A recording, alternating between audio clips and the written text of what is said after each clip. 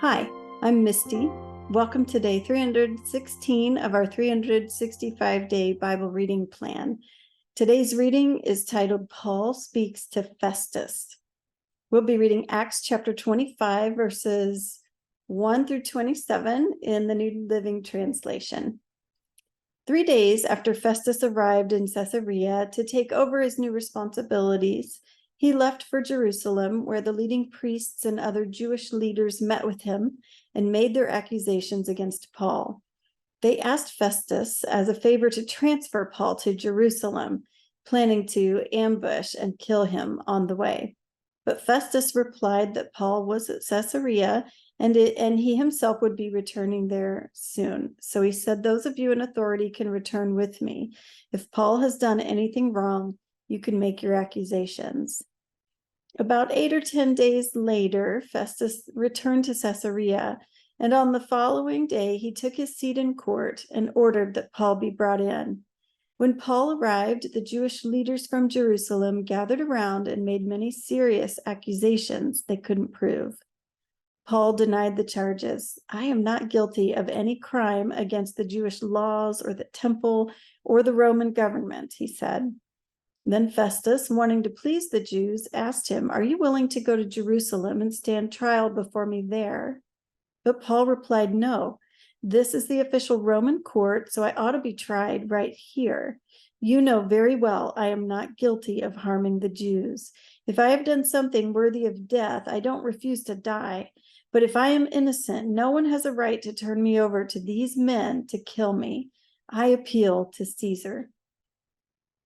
Festus conferred with his advisors and then replied, "Very well, you have appealed to Caesar, and to Caesar you will go." A few days later, King Agrippa arrived with his sister Bernice to pay their respects to Festus. During their stay of several days, Festus discussed Paul's case with the king. "There is a prisoner here," he told him, "whose case was left for me by Felix.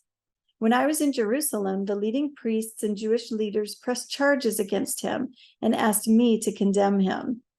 I pointed out to them that Roman law does not convict people without a trial. They must be given an opportunity to confront their accusers and defend themselves. When his accusers came here for the trial, I didn't delay. I called the case the very next day and ordered Paul brought in.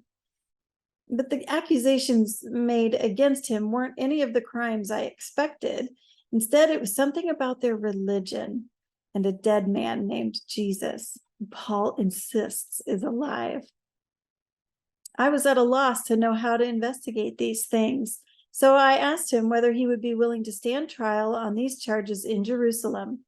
But Paul appealed to have his case decided by the emperor, so I ordered that he be held in custody until I could arrange to send him to Caesar. "I'd like to hear the man myself," Agrippa said. And Festus replied, "You will, tomorrow." So the next day, Agrippa and Bernice arrived at the auditorium with great pomp, accompanied by military officers and prominent men of the city. Festus ordered that Paul be brought in.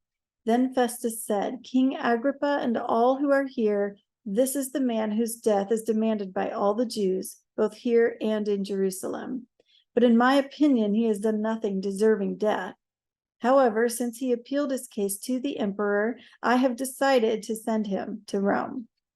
But what shall I write the emperor? For there is no clear charge against him.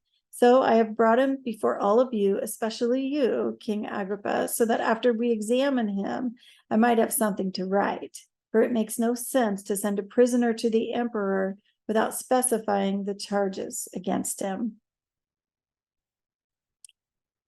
Thanks for joining us today for the reading. And remember, everyone has an invitation to sit at Jesus' table. We hope you'll find your story and purpose in God's story.